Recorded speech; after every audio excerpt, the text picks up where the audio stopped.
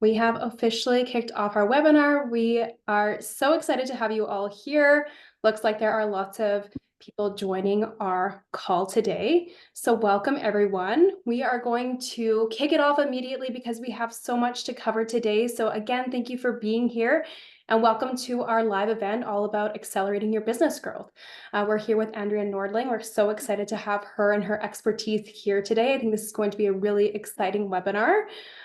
So before we dive into the content, just a few housekeeping items to check off our list.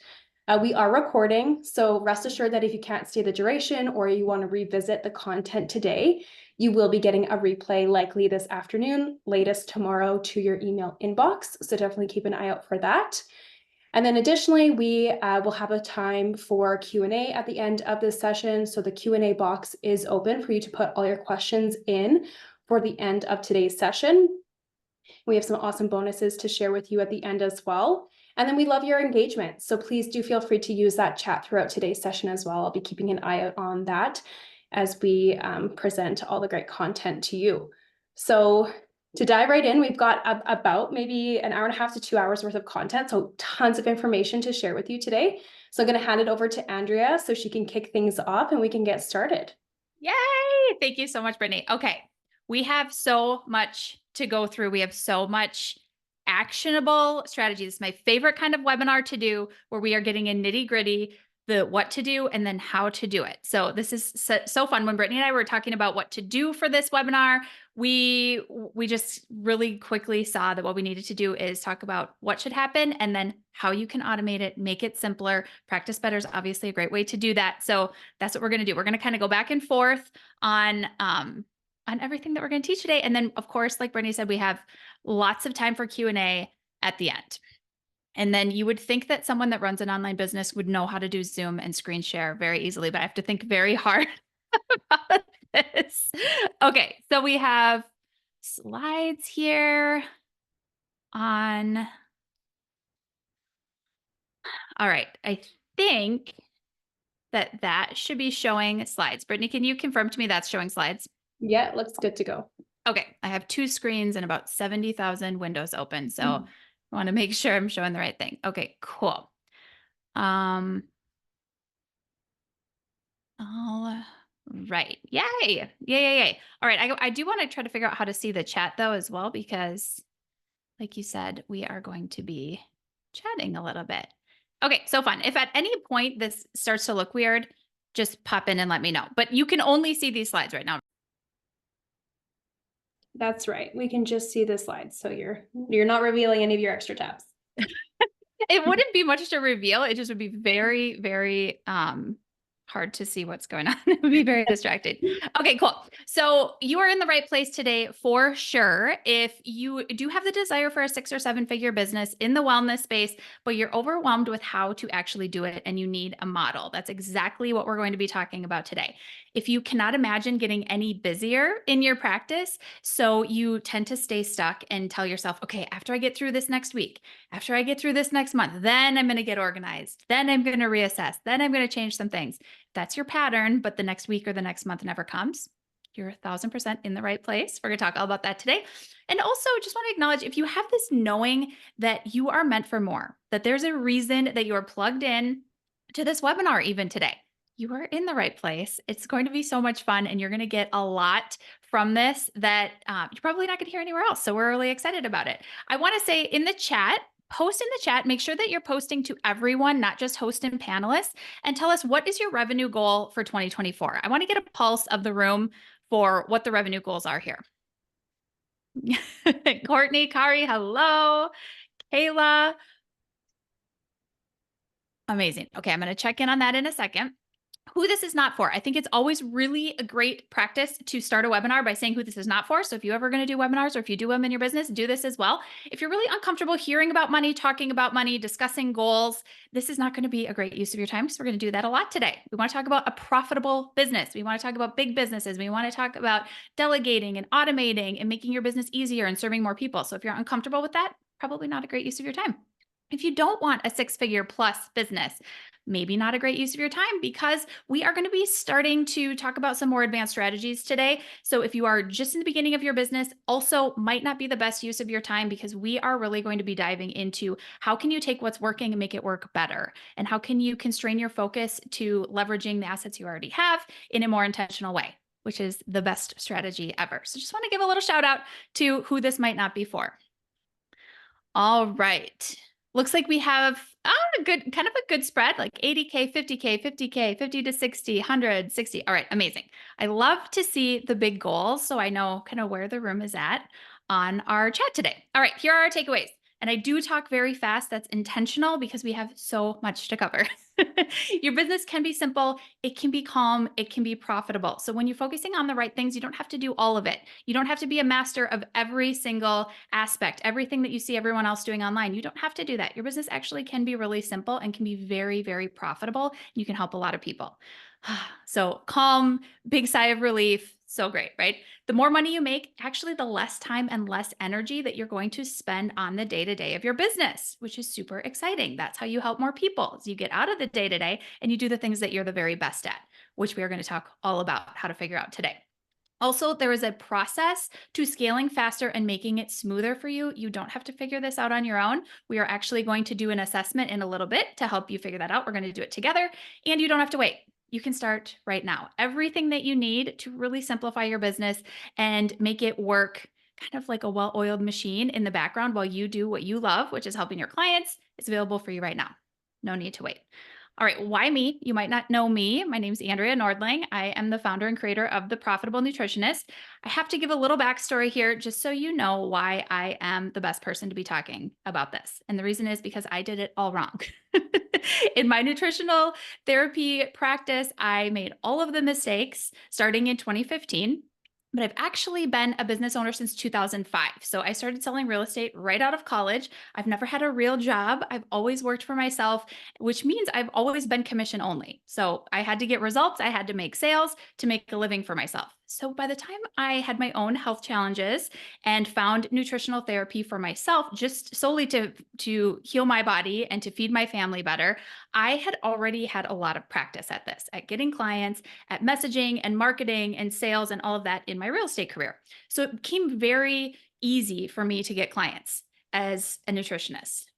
Found out for a lot of people that doesn't come so easy, but I kind of had a leg up. So that was great. However, I made a lot of other mistakes in my nutritional therapy practice from 2015 to 2019. All of the mistakes. I'm going to talk about some of them today, but that could be an entire other class of all of the dumb things that I did that didn't make sense, which is why I can so confidently teach you how to do it better, because I have absolutely done everything differently in my business coaching practice, which I opened in 2019 and has now grown to a seven-figure business following a really simple process. It's called the repeatable revenue process. I'm going to show you that today. And we are going to make it easy. We're going to make it simple, very, very doable. But again, all of that is based on me doing it very, very hard for a long time. Why now, you might ask?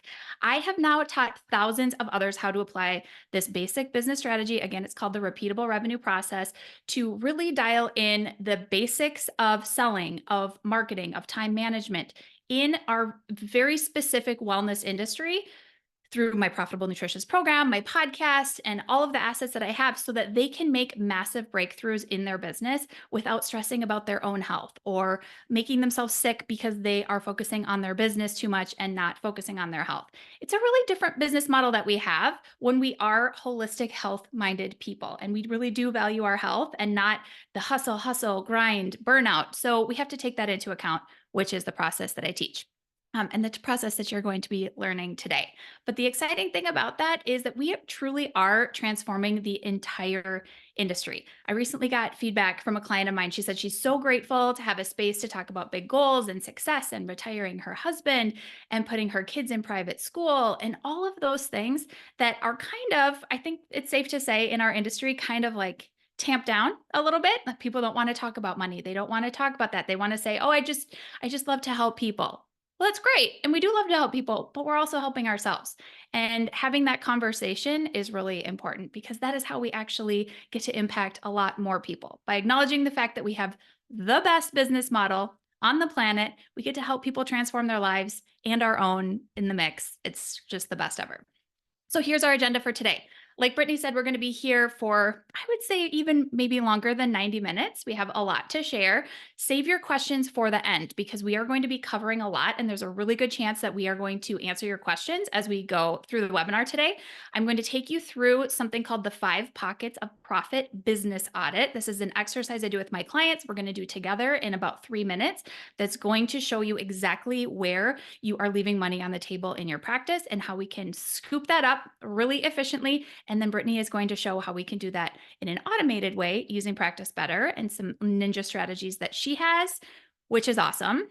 And then we're going to stop with Q&A at the end. So screenshot anything that you want to save. Instead of taking copious notes, I would say screenshot, use the technology that we have to save the information, and then save those questions for the end because we'll open up to Q&A and you can ask us both anything about either the strategy or the automating of it with Practice Better. Are there any questions so far as I'm cruising through this? I know I am talking really fast. I'm going to watch the chat to see if there's any questions that come up. Okay. Quick disclaimer before we jump in. I always do this whenever I'm doing any presentation. I am not making any income claims. I'm going to talk about big numbers here. I'm not making any guarantees for you. I am just sharing what I've done and the process that my most successful clients have also followed so that you can see the big picture strategy of what this can look like in your business. Again, we are changing the industry here. We're changing the conversation. We're changing the expectations. And to do that, we're sharing money. We're sharing success. We're sharing, what's working and the actual numbers behind it so that we all know what is possible. That's super exciting. Okay. If you are anything like me and my most successful clients, you want to blow your own mind with what is possible for you to create as a business owner, which if you're a parent is really cool because you get to be an example of that for your kids. I know that's really important for me. I love that my kids get to see me really going for it with my goals. I think that that's amazing. You probably feel the same way if you're a parent. You also want to make a huge impact in the lives of your clients and start that amazing ripple effect, or maybe intensify the ripple that is already going. I know how I feel when I hear about someone very far removed from my sphere of influence that has heard about something that I've done or is being affected by my clients and the work that they're doing in the world. And that ripple effect is so big. We all have the opportunity to do that and to lean into that with our clients, which is so exciting. It's the best feeling ever. And then if you're anything like me, you always want to buy the good organic berries at Costco without batting an eye, meaning you're making a lot of money in your business. And so you can afford to do all of the things that you want your clients to do without stressing the finances in your business. I kind of laugh about the berries example at Costco, but one of my mastermind students said, she's like, listen, I know that I'm successful in my business when I go to Costco and I get all the best food and I don't even stress about it. I'm like, yes, that's exactly it. It's not exactly free to live the lifestyle that we do, right? Okay, so in our industry, people often think that to keep growing their income, they need to change their offer, which is usually a high touch one-on-one offer, or their client process to a hands-off digital model only, because that's what they see big businesses or people that are really successful doing, something digital, something very hands off. And I see a lot of my clients feeling like, but I don't want to have to make a choice between what I really love to do with my clients and being very hands-on with my clients or growing my business. Like there's a disconnect there. I don't want to do that. Okay. A lot of people do. Or they think they have to have a really huge audience and more visibility, more visibility, more visibility so that they can bring in enough clients at a lower ticket offer to support their business goals, because they've done the math and they're like, okay, if I have this inexpensive offer, digital or otherwise, I have to have a lot of people taking me up on it. So the only way to do that is to grow visibility, grow my audience, grow my audience. And what I see people do, which we're going to talk about, is they tend to burn down everything that's working in their practice when they are getting one-on-one clients or they are filling their group program, and try to do something totally different that is more in line with what they think scaling looks like or more successful practitioners are doing, and they have a huge gap in income. They burn down everything that's working and in the name of trying to grow their audience, really kind of screw up their income. So we're going to talk about that. I don't want you to do that. Another thing that I see a lot of people in our industry doing is trying to be a social media influencer, trying to do all of the online marketing, all of the SEO strategies, having multiple offers at all different price points, a lot of them usually really inexpensive, again, with the goal of being the watch salesman that like has something for everybody, because that's what they see other successful businesses doing. The problem is those businesses have a much Much different business model. And we could talk all day about that too. And I'll talk about it in a minute. But the bottom line is that trying to figure out how to be an online marketing guru and a social media influencer and on all the time and grow your audience and serve clients is exhausting. And that's what keeps people stuck. That's what keeps people thinking that they can't even do this business. And it does not have to be that way. So typically what I see people think the solution is to phase out those one-on-one clients so that they can free up their time, not realizing that that may not be necessary, especially if they love one-on-one clients. Some people in their practice would prefer not to work with clients one-on-one, but some just absolutely love it and they think it's not scalable and they can't do it long term. It totally is. There is a method to the madness. We'll talk about that as well. But the bottom line is that people think that that is just the way it has to be, that they don't work with one-on-one clients as their business grows and their practice scales. And that is not the case. Another thing people think, and I've alluded to this already, is that they have to have a low ticket offer, like a low price membership or something that's a no-brainer for their people to buy. Just a red flag. If you ever have the thought, this is going to be a no-brainer, it is like abort, just be onto yourself that there's no such thing as a no-brainer. In fact, it is way harder to sell cheap things than it is to sell expensive things. And I do like an entire webinar on this in my practice because I feel so strongly about it that trying to have a no-brainer offer is what keeps people endlessly chasing that bigger audience and trying to make enough money to keep the lights on in their business, which is so unnecessary because it's actually way harder to sell those things. A lot of people also think that the solution is a more professional website. How many times I've heard this, I can't even tell you. Like, okay, I got to go focus on my website. I need to grow my business. I got to have better font, like a better logo, better photos, whatever that is. That is not the key. I promise. We're going to talk about what is the key today. But a lot of people think they need to do that, the tech stuff, ranking for SEO and trying to get more visibility, having a more professional website, worrying about the tech piece of it without having conversions optimized, without having a client process that's optimized, without having a way to nurture their people and to warm them up and convert them into clients. So all of that's really for naught. If your website is great, but then you don't have a system in place and automations on the back end to make sure that those people are systematically getting served from you and turning into clients, what is the point, right? Luckily, we're going to talk all about that in a second. But I also just want to round this out. I see a lot of people thinking that the solution is hiring a VA or hiring a social media manager that they can't afford. Again, they don't have a system to train that person to make sure that that person is going to be a profitable hire in their business. They don't have processes behind the scenes for a team, and they're jumping the gun on it, thinking like, okay, well, I just gotta get more visibility, got to get more eyeballs, got to get more leads. And really, their business isn't ready for that. They don't have the systems. They don't have the processes. They don't have, like they have a leaky funnel. If you hear about funnels, and then the analogy is it's like leaking, like the water's coming in, but then leaking out before it gets to the bottom. That's what's happening at this point. And again, in my opinion, I have a lot of experience with this at this point. It's because people think they need the bigger audience. And really, that is optimizing for the wrong thing, because what they really want is more clients. What they really want is more profitability in their business. They want more profitable offers. They want a more scalable business. They want a business that supports the kind of lifestyle that they want to live and supports their health. And that doesn't necessarily mean a bigger audience. So the overwhelm gets worse. I should know, once again, I told you I have made all of these mistakes, okay? We think that we have to do all of the things that everyone else is doing. Be on social media, be super visible, be so engaging, try all of the tactics.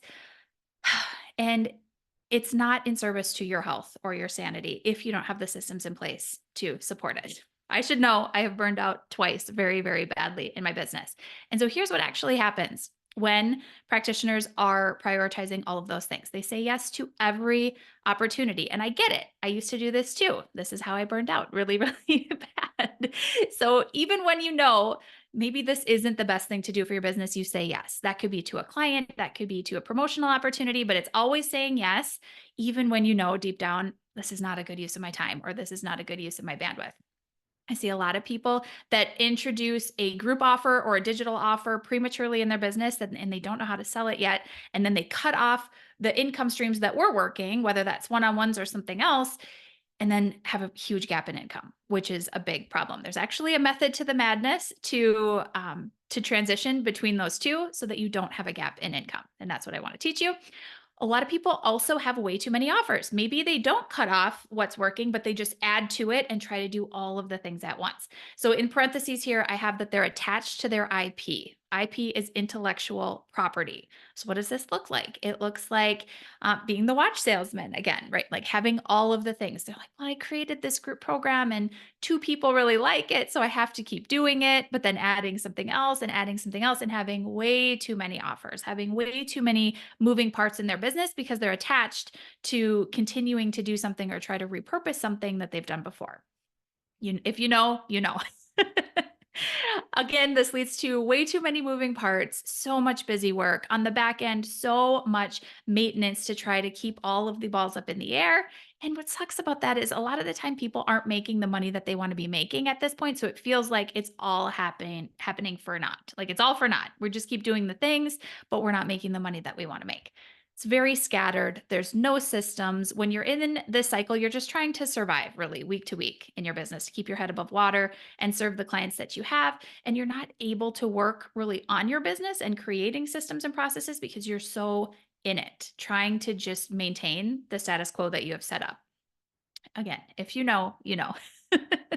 And when you're in that state of mind, you're usually afraid to grow because you just truly don't have more time. I see this with a lot of my higher earning clients, especially as they get past the like 20,000, I would say like 20,000 a year to 50,000 a year point where they are serving their clients. Their marketing is working, but they think they want it to be better. They think the sales could be better. Of course, we can always improve all of those things, but really they're working with their clients. They are running groups or having one-on-ones and they're feeling like, oh my gosh, there just actually isn't enough time left for me to keep growing or to get a bigger audience or to work on any of these processes because I don't have any more hours in the day. And that is a really big bummer in your business. That's going to zap you and lead to burnout. We have a much better way. But I've said this many times. I want to round it out. A bigger audience does not fix a planning and a strategy problem. If I could just take everything that I've kind of laid the framework for, the groundwork for already, and condense it into one slide, it's this. Having a bigger audience isn't going to fix feeling behind in your business and not having the strategy and the processes in the background. So, what are the actual problems? Well, first of all, not having a long term plan to filter all of the decisions through in your business. So, I want to just propose as we go through the exercise we're going to do in a second that you think about really zooming out and looking at your business from a high level point of view. Okay. When you have that type of a vantage point on your business and you're thinking much longer term instead of like, I just got to get through this week, I just got to get through this month, I've just got to get through this next, whatever it is, you zoom back out and you're looking much longer term, you are able to see how to filter decisions through a much longer timeline. Okay. That is really, really important because you create the demand in your business. It doesn't just show up on your doorstep. It doesn't just come because your website looks better or because you have a viral post on social media or something like that, or your audience massively grows. It's really a lot of little things compounded over time. And to know what little things to compound over time in your business, you have to zoom out and look through really like a longer timeline. That's what I'm trying to say. How about having a long-term plan? So this is what I teach my students, how to have a long-term plan. And when you do that, you systematically create the assets in your business that are going to be generating demand all of the time. My very tiny audience is a great testament to this. So I'm going to bring you behind the scenes for a second and give you an idea about what the numbers look like here. So when my business was at about $150,000 a year, I decided to scrap all of the offers that I had. I was totally the watch salesman. I had memberships and courses and group programs. I had all of the things. I completely scrapped it and I created one program. Took all of the best stuff from all of it, made one program, and I just put my blinders on and said, I'm just going to sell this one thing until I'm consistently making $250K a year. So I did that. And I track my revenue every single month in rolling 12, which is another little tip. I think that that's very useful. So I didn't wait till the end of the year to find out how much money I was making. I always know at any given time what I've made in the last 12 months. So when I was at 250 consistently, I had made the decision that then I was going to introduce a podcast. So at that point, the Profitable Nutritionist program was running. It was rolling in the background.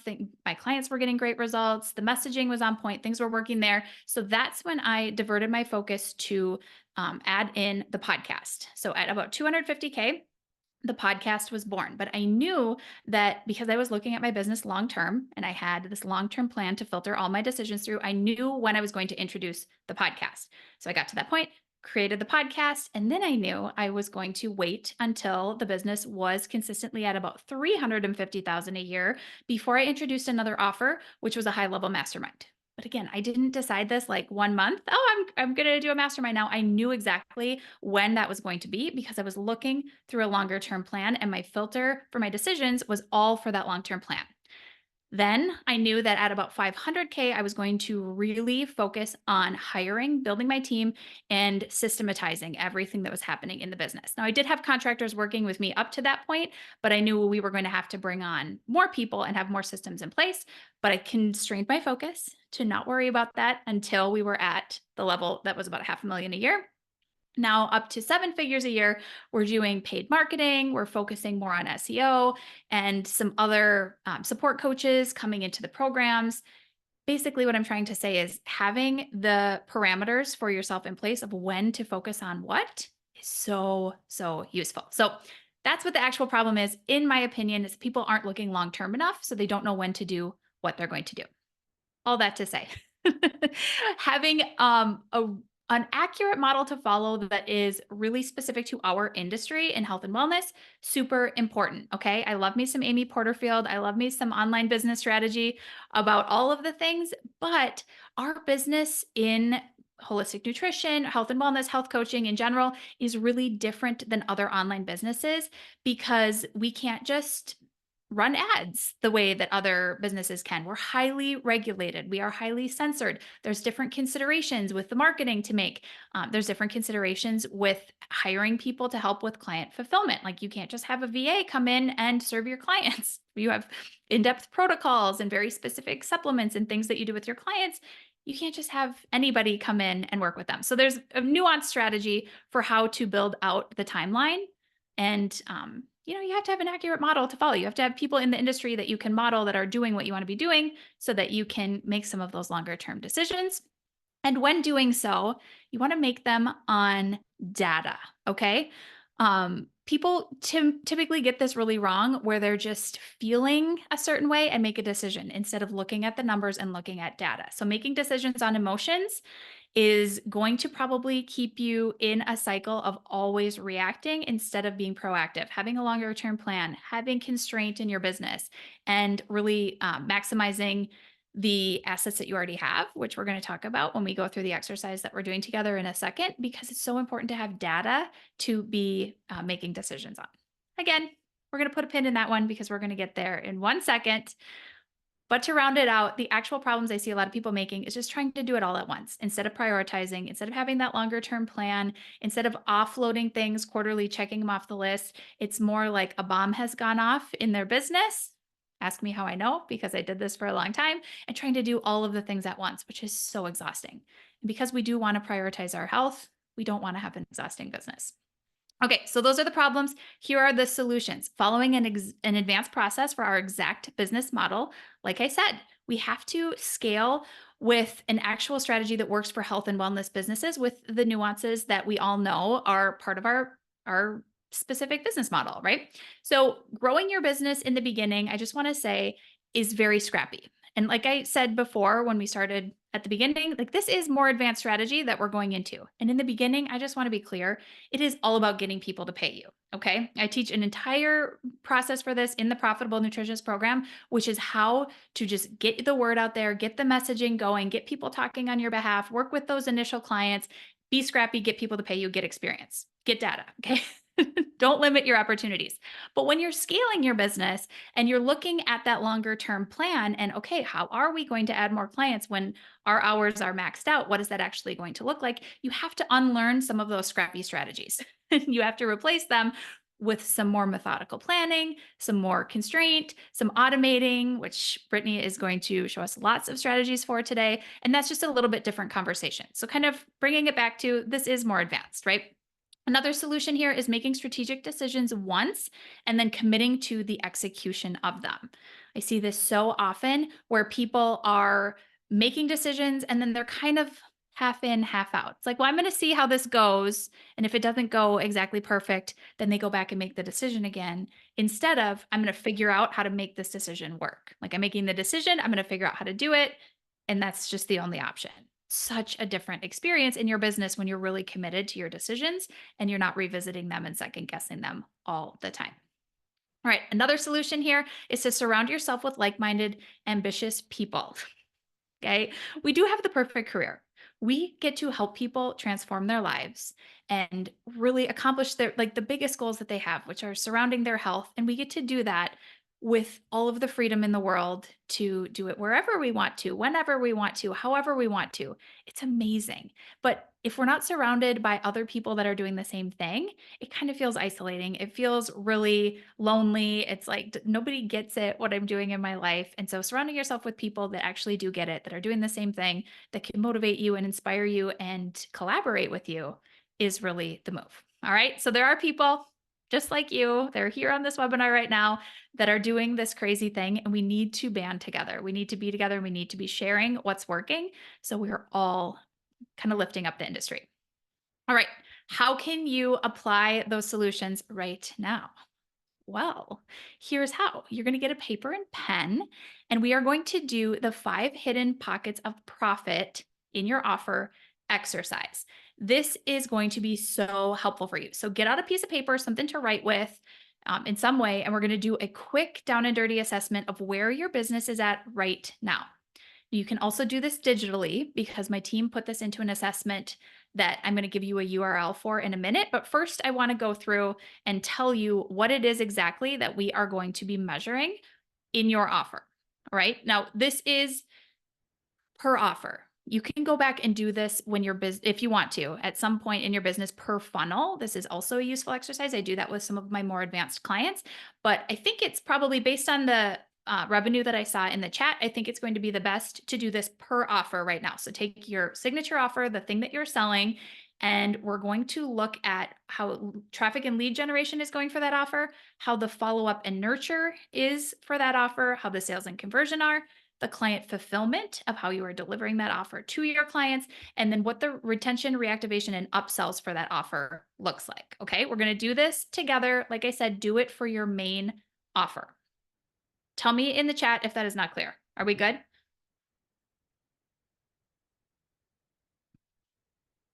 All good. Okay, good, good, good. Like I said, my team put this together in a digital format. I want you to do it paper and pen right now, but we have a digital format at theprofitablenutritionist.com/pockets, plural, where you can do this digital as well, and we'll walk you through. There are actually some really good resources that come after that quiz if you do it digitally, but let's do it together right now because I want you to actually post in the chat about this. Like I said, for each of the 5 areas we're going to talk through, you're rating with a number based on your criteria for your current offer. Whatever that offer is that you are selling right now, your signature offer. All right. Think of that offer. Think of traffic and lead generation for that offer. Rate yourself a 1 if it's inconsistent and unpredictable with low quality leads that are coming into that offer.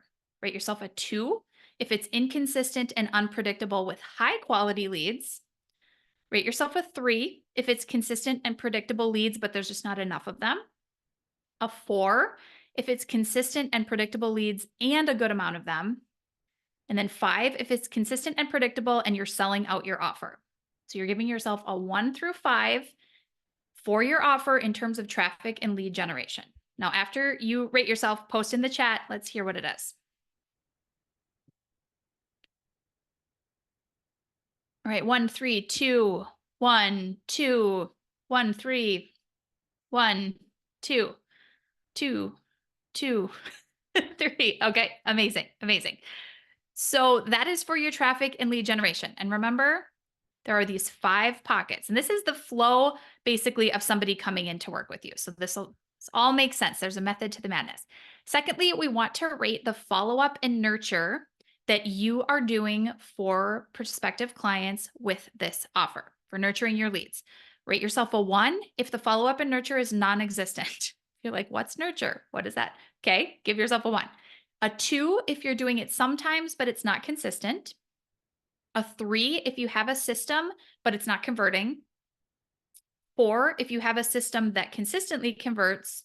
and a 5 if you have a system that consistently converts at a high rate. All right, so give yourself and your current offer a rating here on Follow Up and Nurture and post in the chat. All right, 2, 3, 3, 3, 3. Lots of threes. You have a system, but it's not converting. Oh, okay, okay, okay. Lots of threes. 4, 3. Okay, so good. More threes, amazing. So you're starting to see how this works and where you can be looking at improvements here. Now, sales and conversion. This is where it's very, very helpful if you know your numbers. Remember, we want to be looking at data whenever possible. I know right now you don't have the data in front of you, so you are working on feelings, but we want to, in the future, be looking at data, which is why I do want you to do the digital version of this when we're done with the webinar today. And I'll give you that URL again at the end. All right, so for sales and conversion, rate yourself. 1, no consistency or predictability, and your sales are low. You're going to give yourself a 1 for that offer. 2 means there's no consistency or predictability in your sales, but you are getting some. 3, you're consistently improving your sales and conversions, but your goals have not been met. 4 means that your projections and your goals are being met. And 5, you're blowing past your goals and projections. You're surpassing your goals. Post in the chat. Where are we at for sales and conversions? 3, 1, 2, 2, 2.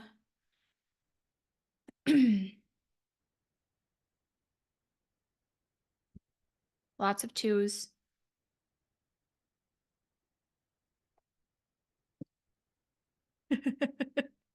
Lots of cheering on. I love it. 3. Okay. So good. Now we get to fulfillment, to you actually loving on those clients and delivering to them what you sold to them. This is actually getting the money that you contracted for and delivering to your clients. All right. For this offer, now remember, we're thinking about your offer that is the one that you're selling, your signature offer, the most often. Hopefully, ideally, you have one offer, but if you have more than one, pick that signature offer of yours. Rate yourself a 1 on that offer if it's messy delivery and you've had refund requests or complaints. Rate a 2 if it's average, you're delivering the bare minimum of what's expected from the client and you're getting the job done. Give yourself a 2. I want you to rate yourself a 3 for this offer if fulfillment is consistent and the clients are satisfied with their results. You feel like it's consistent, like you can do the same thing for each client, you can do what needs to be done and they're satisfied. Now, a 4, it is fulfillment that's consistent and people tell you that they're highly satisfied. A 5 is consistently blowing their mind, over delivery, and they're referring to friends. Where are you at on fulfillment? All right, 4 to 5, 3, 4, 2, 4, 3, 5, 5, 4. I love it. I love it. All right. Truth be told, this is where most people should be spending their time if they're not at a 4 to 5. And we're going to talk about that in a second about what to prioritize.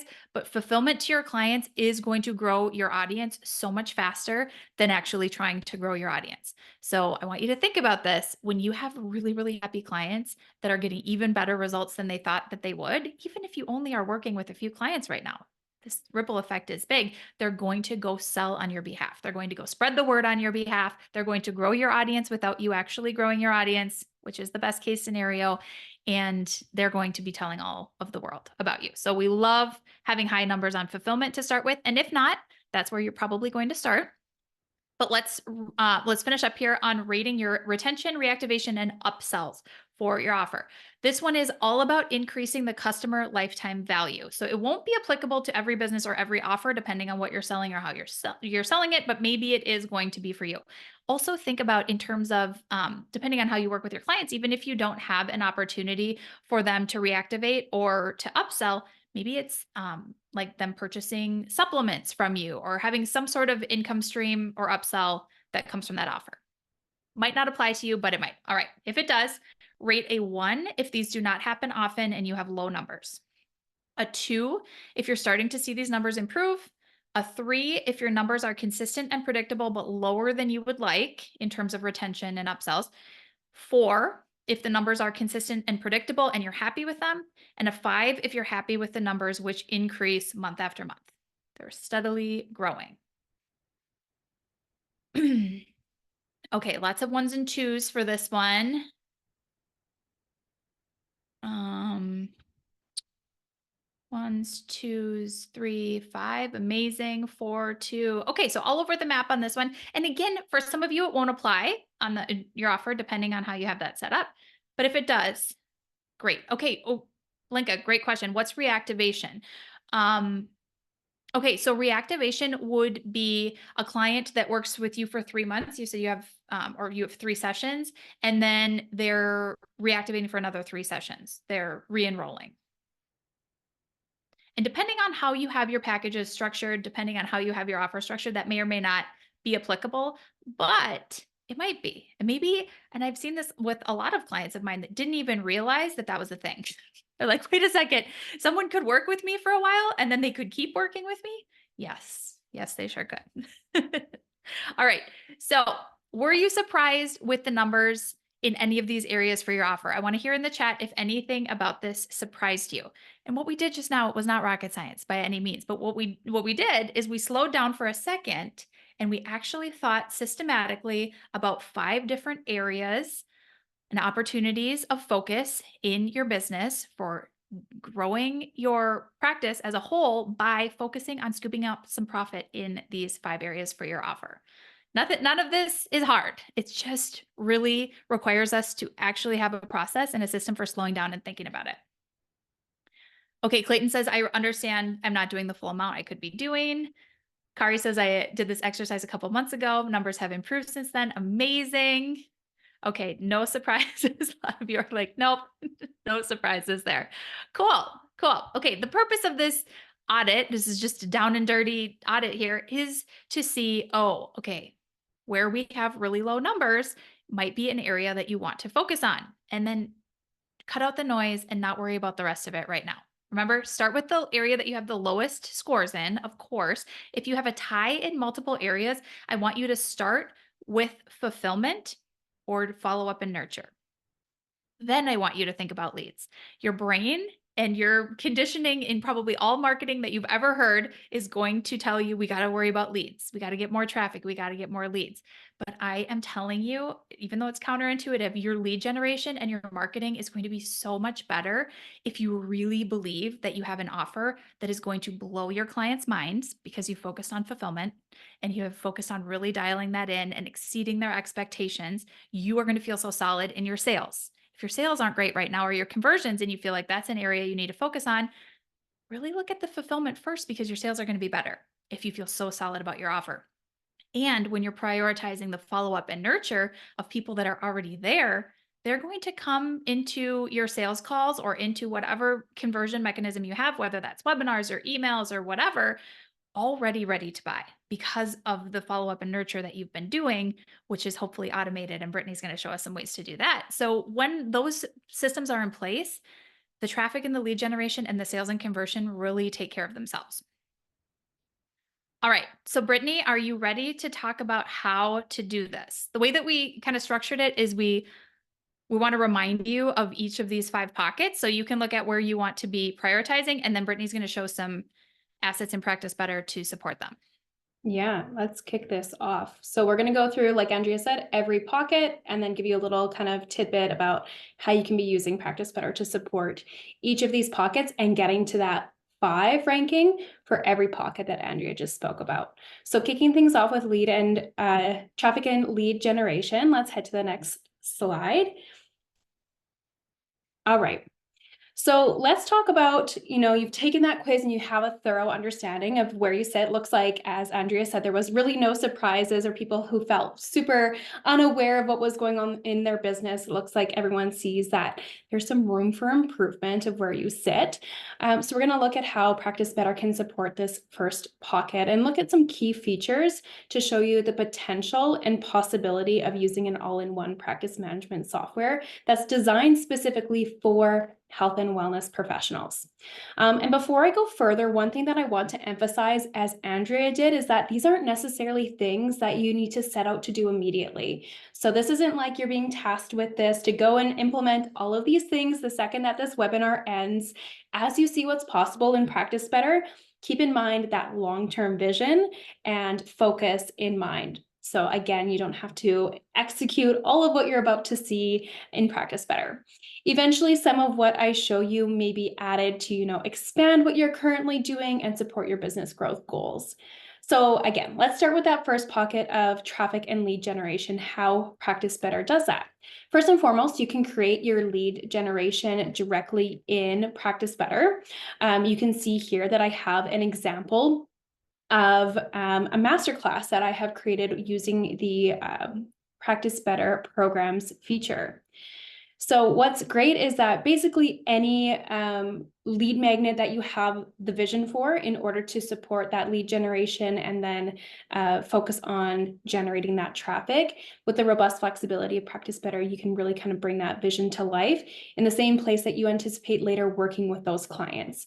As Andrea said, kind of in her earlier talk, simplifying and not having to do everything and all the overcomplication is a big burden on your business. So that's why we really kind of drill down the fact that Practice Better isn't all in one place for you, just keeps things super streamlined.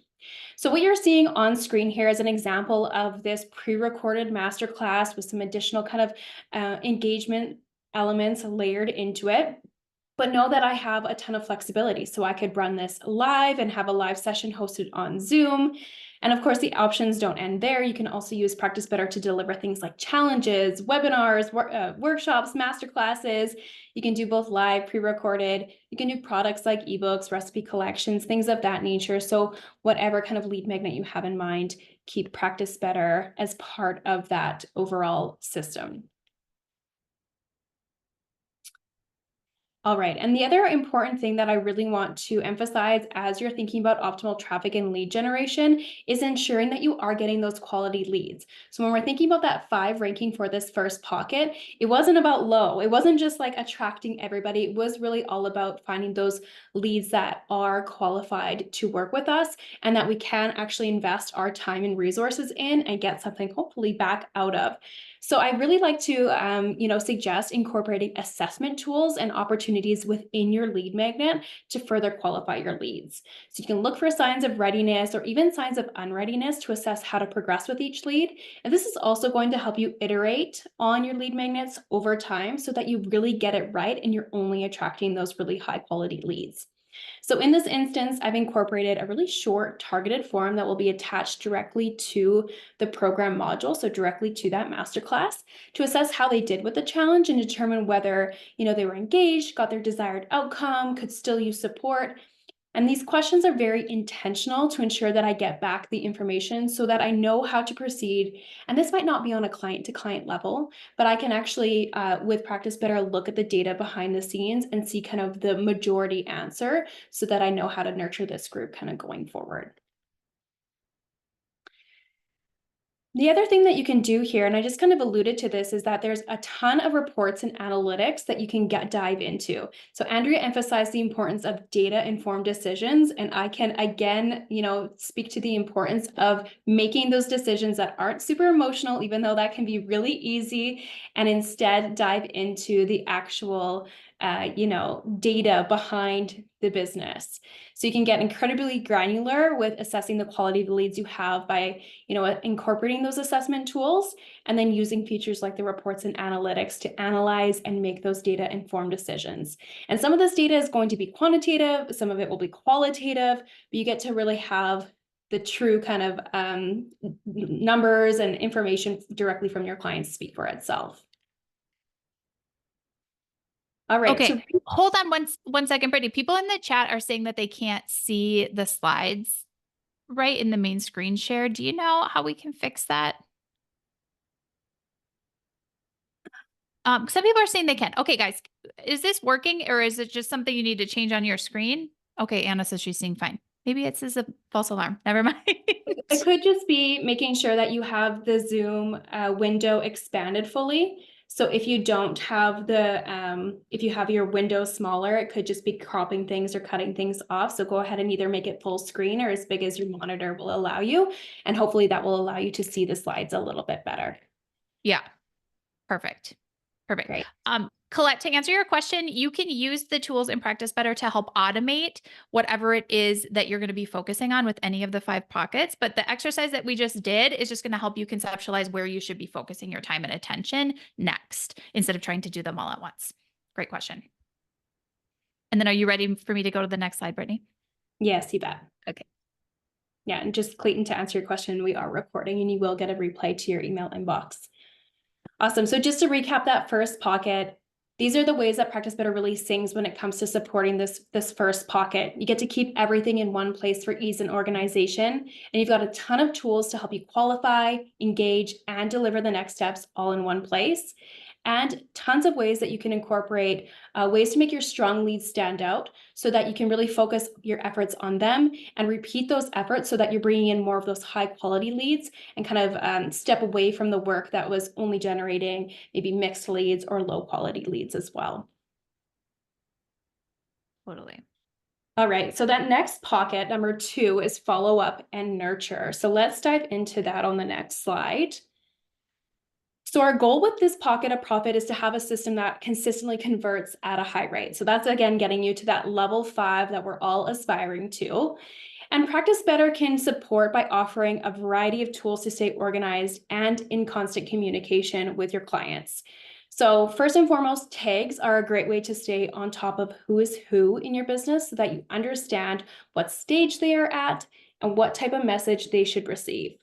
That's kind of half the battle. And that was something that I really experienced when I was practicing, is like, what do I even say? Like, I want to nurture people and I want to have that follow-up process, but I was often lost and felt like I was scrambling with what I should even communicate. So I really love the idea of tags because it's going to give you clear direction on what you should be communicating next. You'll also have your options on how you'd like to communicate. So depending on what that message is and the context, so what stage they're at, one may be a better fit than the other. And the other thing is that everything in Practice Better is designed to work together in tandem. So you can easily share things like bonuses that you're running out of Practice Better or call to actions for that next, one-on-one package that you're offering. Really easy so that the steps are clear. So as I mentioned, I highly recommend creating tags as part of kind of your initial setup in Practice Better. So once you've understood your ideal customer journey and the cadence of that, so as Andrea kind of showed these 5 pockets, within those 5 pockets, there's likely kind of a flow to that first introduction to your business, to when you sign and convert that client, and when they're ready to offboard and kind of, work on their own or are finished their services with you. So once you have a clear idea of that, you can go ahead and create a tag for every stage of that client journey. You can also consider adding tags to organize clients partaking in programs and packages if you want to even further categorize and keep things really organized from the beginning.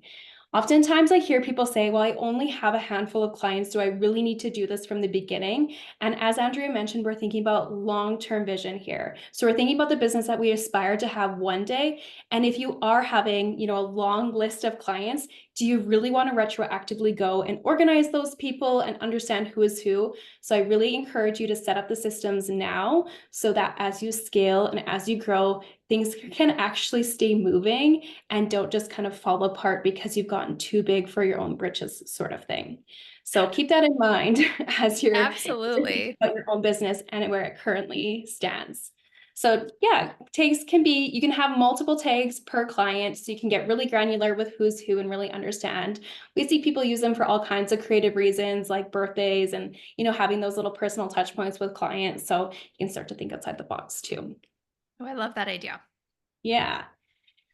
All right. And this is one of my favorite standout features, and I'm sure many of our users can agree with this. I'm showing you on the screen here, and I know some people are having a hard time seeing the slides, but I will ensure that the slide deck, or at least the Practice Better portion, is included in the replay email. So if you want to go through and see a more thorough, larger image after the fact, we'll make sure to get those in your hands so that you're not having to, scramble currently.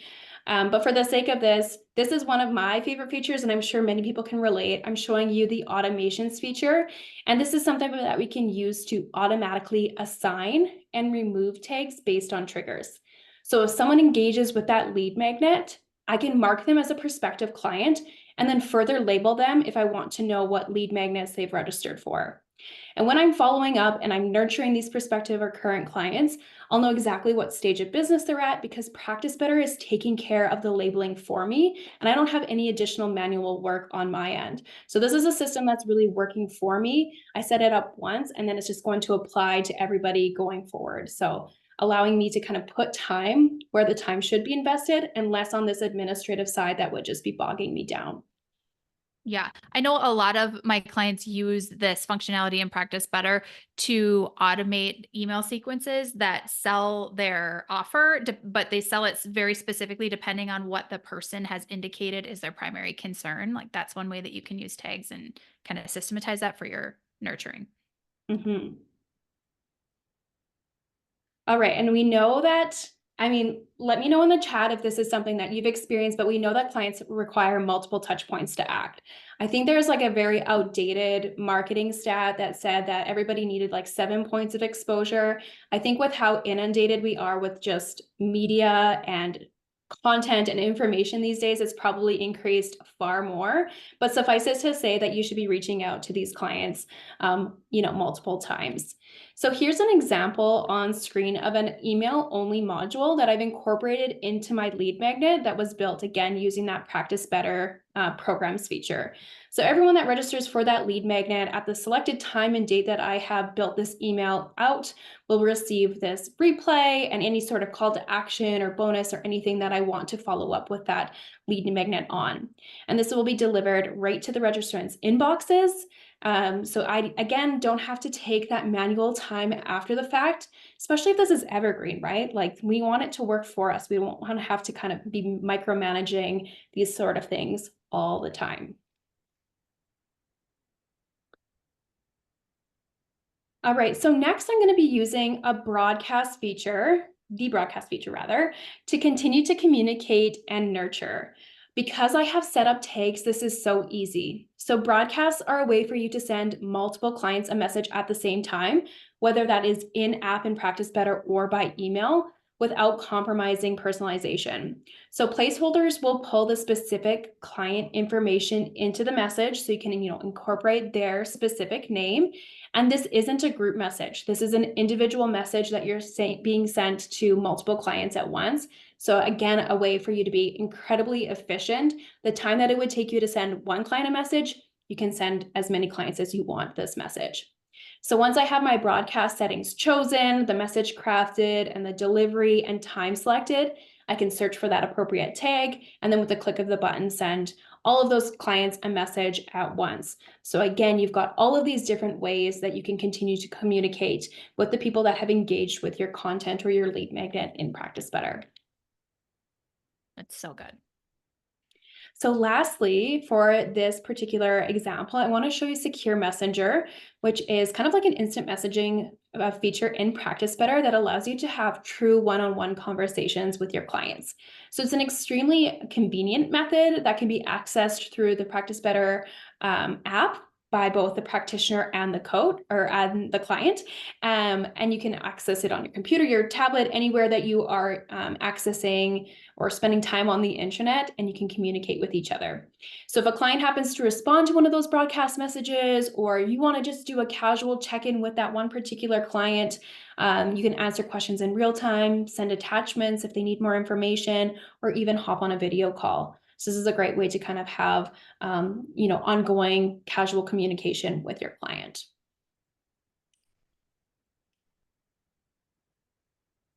So as you continue to follow up and nurture, you will, of course, convert clients. That's the goal here. And to anticipate clients changing stages, you can also set up a secondary automation to remove current and now outdated tags and assign a new, more relevant tag. So for example, if somebody moves on from being the lead magnet prospective client and they actually convert to that one-on-one package that you are selling, you can have Practice Better take care of removing and adding new appropriate tags so that as you continue to communicate with your clients, you ensure that people are getting the right messages. So you're just going to stay on top of who is who and make sure that all your kind of ducks are in a row with who's receiving what message. All right, so just a quick recap on that second pocket. Practice Better can help you create a system that consistently converts by understanding who you need to communicate to, so you follow up and nurture appropriately through tags. You get to choose your communication option based on what you hope to communicate, and you can continue to follow up and nurture as needed to support those conversions. So you can easily iterate over time as you learn what resonates and what's actually working to convert, so that you are always doing the work that is effective and a good use of your time. So important. I really love that. Like the reminder that this is going to change. It's not something that you just build one time and it's like, oh, we're just done for like, no, of course. You have a system now that you can keep tweaking and improving over time. So good. Right. All right, on to the third pocket, which is sales and conversions. I know this is an area that a lot of people struggle with, is sales in general. It can sometimes feel a little bit icky, but let's talk about how Practice Better can get you to that level 5. So there are so many ways that you can customize the way that you work and practice better. So we really recognize that we have, a diverse amount of different practitioner types and designations and scope of practice, and frankly, just everybody works differently. So we're robust in that you can really start to tailor the way that you work and practice better to ensure that it's serving you and your goals. And you can become incredibly intentional with the features and your personal workflows to ensure that they're set up to support those sales goals. So let's go over a few ways. So if you are looking to support your sales goals, you may want to consider offering a discovery or sales call to further qualify and, make sure that you are finding the best fit for your client. Why I really love this is it's a great time to manage objections in real time and help your client take immediate action. I hear this time and time again that people are kind of putting the ball in the client's court. So they're marketing their services outwardly and they're hoping that the client on their end just takes action, but they're not there to talk about why the price is that way, or handle fears and anxieties about all the change that will be impending, because we know as practitioners that change can be really hard for people. So having these real-time conversations can help you address those concerns immediately, and then using the system of Practice Better, not only are you having that live session take place, behind the scenes you can also be moving your client to that next stage. So there's no opportunity for the client to commit and then they get off the call and then they talk themselves out of it. I don't know if anyone's had that happen, but I certainly have, where you think you've really, you've got it nailed down, you've got that next client, and then all of a sudden you're like, wait, I don't see that booking come in. And you follow up with them and then they just ghost you. So I really love the idea of doing this in real time, where you can start that Zoom meeting directly through Practice Better, and then behind the scenes, as you are answering questions, you are making recommendations for the client. So sessions can be created, booked, and facilitated all in one place. So good. I know a lot of my clients that use Practice Better will take those discovery calls and they'll take the objections that they find out from what people say on the calls, and they will create an automated email that goes out in the nurture sequence. Like So they're like, smart. well, it starts talking about it in the nurturing. So in the future, people come already like kind of Yeah. overcome those That's the objections. thing, and I think that's worth actually talking about for a second, because there is, as you mentioned at the beginning of our webinar, there's such an emphasis on digitizing and kind of removing almost that human element from businesses and having everything automated and everything evergreen in health and wellness. But you learn so much from working with your clients one-on-one and having those real-time conversations, where you're not only potentially converting a client, but you're getting their specific language, you're understanding frequently asked questions, and you can incorporate that into new offerings and frequently asked questions. And like you said, nurture sequences. So never underestimate, even though it's taking 15, 30 minutes out of your day, you're gleaning so much information from having those real-time conversations, Yeah. especially in the beginning of your business. It's gold. Eventually, It's you seriously might feel gold. like you can anticipate certain things, but in the beginning, it's invaluable. It's one of the biggest, like the worst things that I did in the beginning of my nutrition business was starting an online course way too early before I had had enough of those one-on-one sales conversations, because I wasn't speaking to the problem that people thought they had. Right, I was speaking to the problem that I knew they had, but that's not what they were calling it. That's not how right. they were describing it. That's not how they were resonating with it. So it wasn't connecting. And Yeah. had I taken the time to do a lot more one-on-one sales calls and work with one-on-one clients in the beginning, I would have shortened the learning curve on that so much. Yeah, yeah, like I said, it's really like you're doubling up what you're getting out of those calls. Hopefully a new client, but also so much information that you can apply into your business. Yeah. All right. So suffice it to say, you can easily create future bookings and purchase future services on behalf of your client while on a call to communicate, to ensure commitment for that next step. So, you can see here, signing up that client for that 12-week package while I'm on that call. So I get that commitment and we can roll forward. What's great about, again, this system is that it's intuitive and it's always trying to kind of reduce time spent on administrative tasks. So even while you're on that call and you're booking in your client, the system is going to create a prompt with the next steps that you're making the booking. So after I've created that booking, you can see I've got this really convenient option to create an invoice. Oh, There we go. Oh, I think we're one. Oh, yeah, that's right. Oh, it is, right? Okay. Yeah.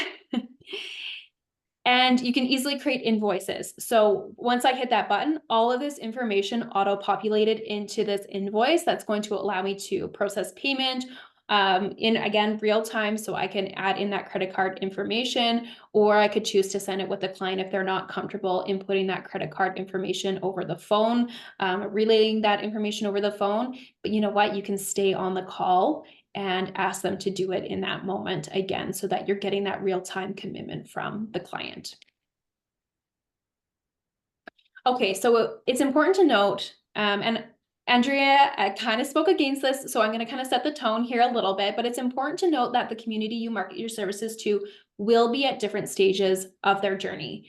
And while some might be ready to kind of dive in with money and time and invest those things, others may still desire change, but have limited resources or simply need more upfront value from you.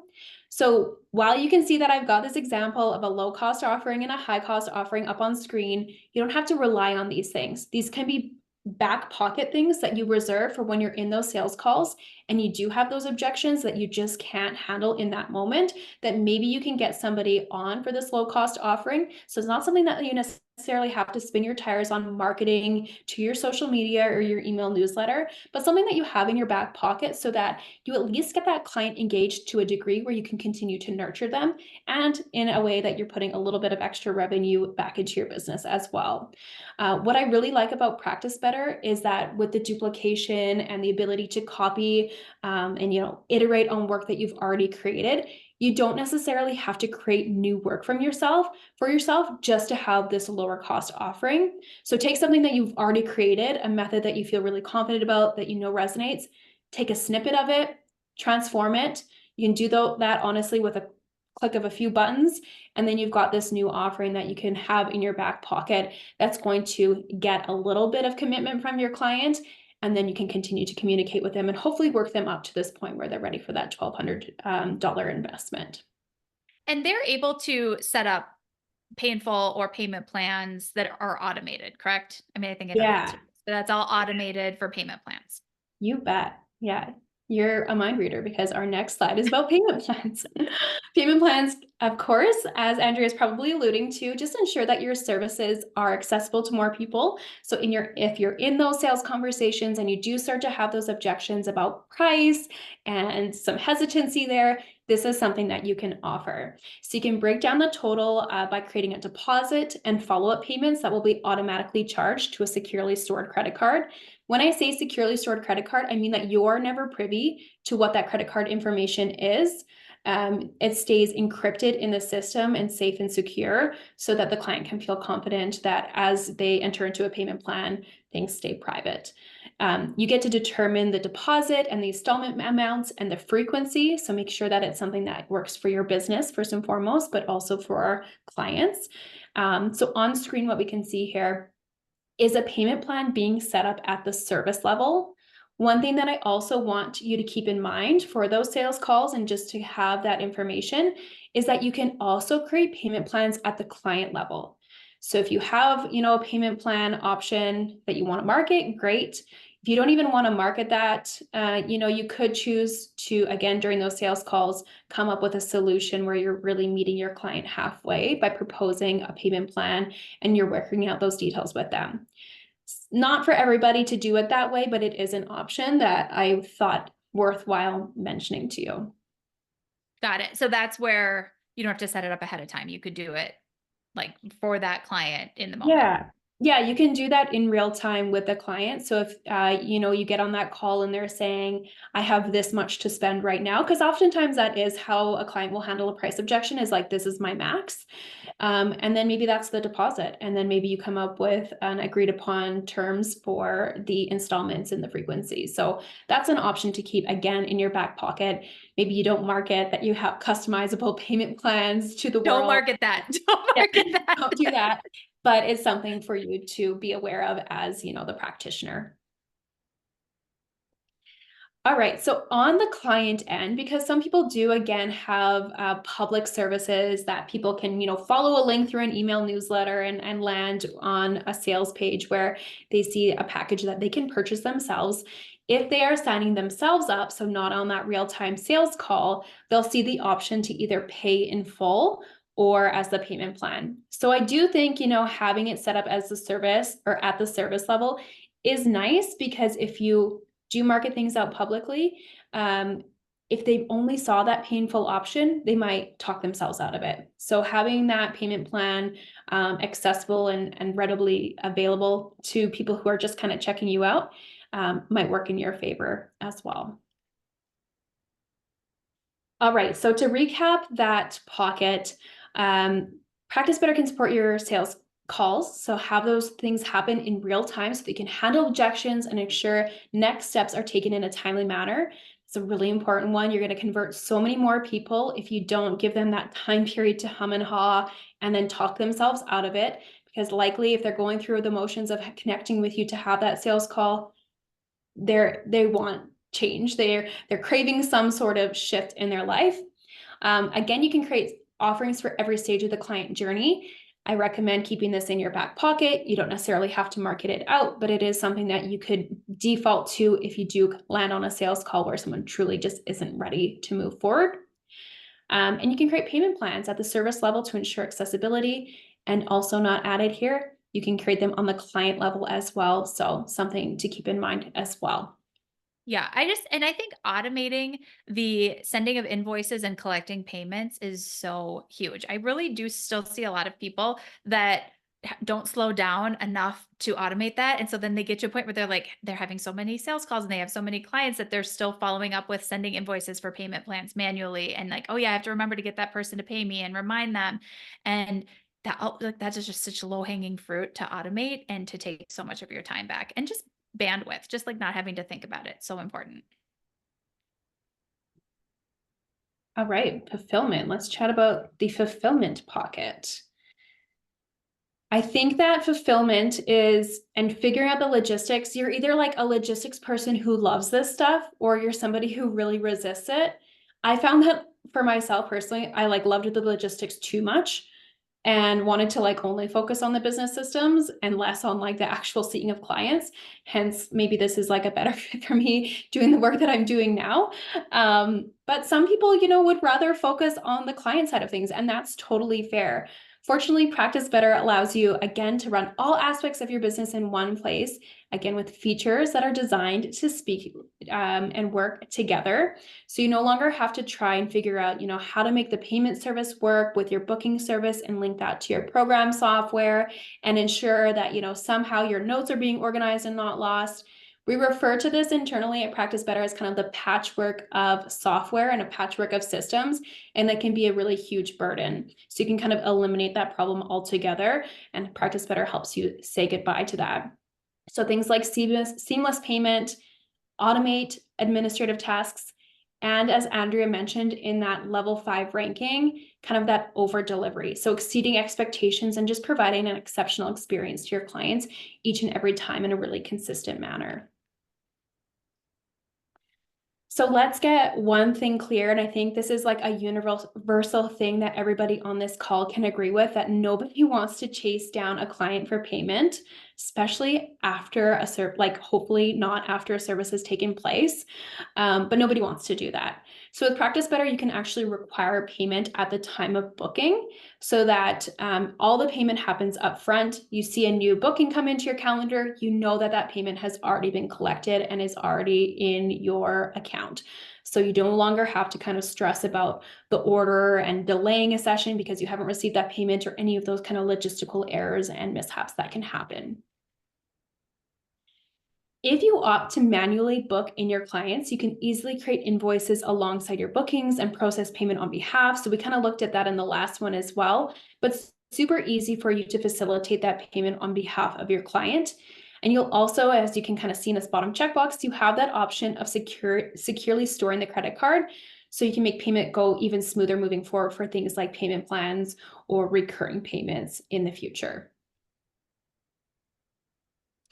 And we took a brief look at the automations feature when we overviewed the benefits of tags, but there are so many additional ways to use automations to take care of your daily administrative tasks, because ideally we're not spending a ton of time on the administrative stuff, even though it's 100% necessary for your business to operate. It needs to happen, but it's not necessarily what's driving revenue, right? So if we can reduce the amount of time that we're spending day to day on those repetitive, recurring tasks, we're just going to have more time to focus on the things that are really generating a lot of impact in our business.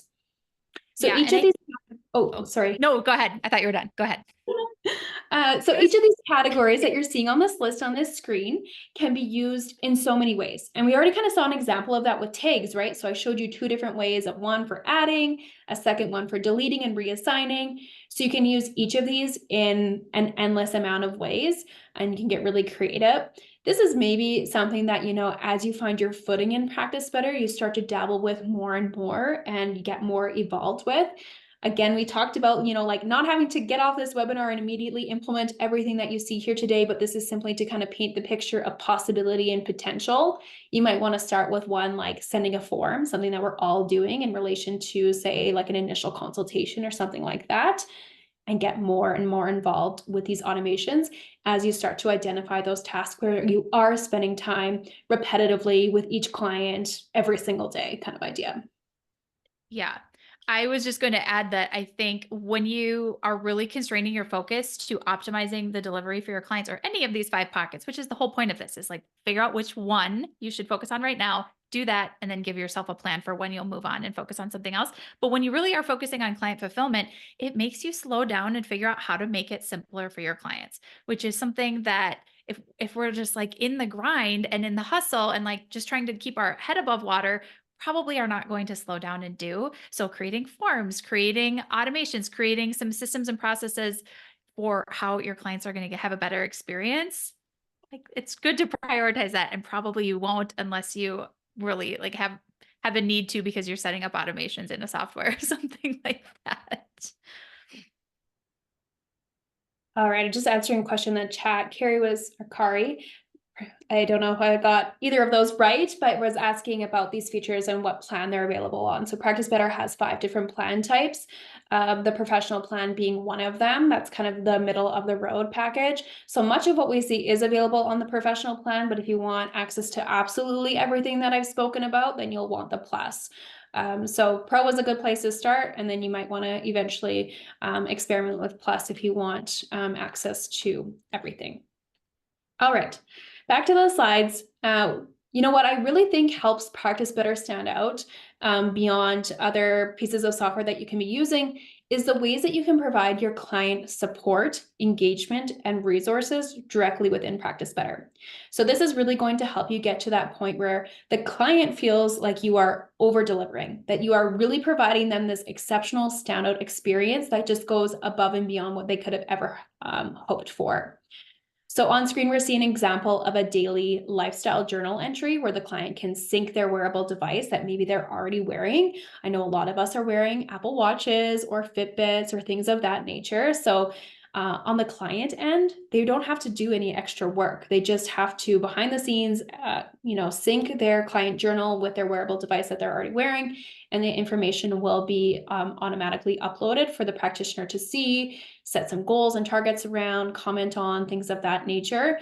So all about keeping things an easy lift for the client while providing them a ton back, because we know if we put too much burden on the client, we have all these idealistic views of all the stuff that they could be doing and all the things that we can be doing back.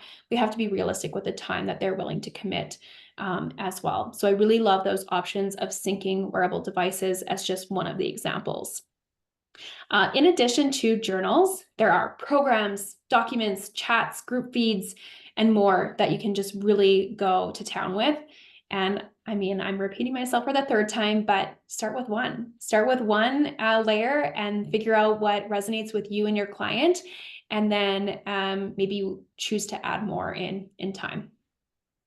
So, you no longer have to stress about the logistics like collecting payments, managing bookings, saving time, and being consistent with the automations feature. Let it take care of your administrative tasks and use the system to its fullest capacity to really provide an exceptional client experience. Oh, one question coming up here, Brittany. What's the difference between chat and group feed? I think I jumped the gun on going to the next slide anyway. Oh, no worries. So the chat, you can have that one-on-one chat with your practitioner to the client if you so choose to open that up to them. There are parameters you can set so that people don't, take a full advantage of that and blow you up too much. And then the group feed is something that you can offer with your group services. That's something that you can also offer in Practice Better, one-on-one or group services. So if you really want to kind of open up that community feel, accountability, get people talking and engaging and supporting each other, you could also offer a group chat as part of a program or anything that you're running out of the programs feature. The programs feature itself sounds like it offers just programs, but keep in mind that you can use it in a multitude of ways. So I already gave you that example of the masterclass, but you can do it for all kinds of things involving groups. So that would be the distinction, whether you want the one-on-one chat or whether you want to kind of create a community amongst your clients. All right, retention, reactivation, and upsells. I actually really love talking about this topic because I think this is a really untapped channel for a lot of people where you can be, working more efficiently and effectively with the clients that have already expressed interest and invested with you because they've seen that value. So this is a really, a good one to pay attention to because it's got a lot of potential. So with the service package and programs feature, that's kind of a few different features within Practice Better. The possibilities of what you offer on what you create for your clients truly are endless. And we can be really intentional with how we use those features to create offerings that are upsells or provide opportunities to work with repeat customers.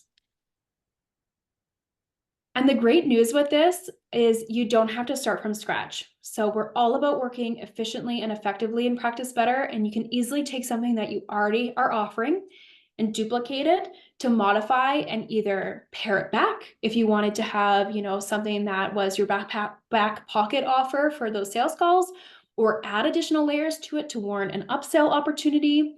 So a good example of this is maybe you want to duplicate an offering that you already run live. So maybe like a live masterclass, and maybe you want to do one that is self-paced or vice versa. If you have that live one where you can then offer live group sessions, this is going to allow you to have, an extra layer of coaching and support. And now you've got two offers to present to your community, and one can be, an upcharge, one can be a little bit of a higher cost offering. Or maybe you want to keep your format exactly as is so that you're not having to modify the content or anything of that sort. You can just add in additional resources. So maybe you want to do like an integrated recipe collection or meal plan. We recently integrated with that Clean Life, so you can get this really cool embedded meal plan or recipe collection that clients can then access on their phones. It's super slick, super convenient for the client. So things like that could be an easy addition where you're not having to reinvent the wheel, but does allow you to maybe charge a little bit more to clients. Yeah.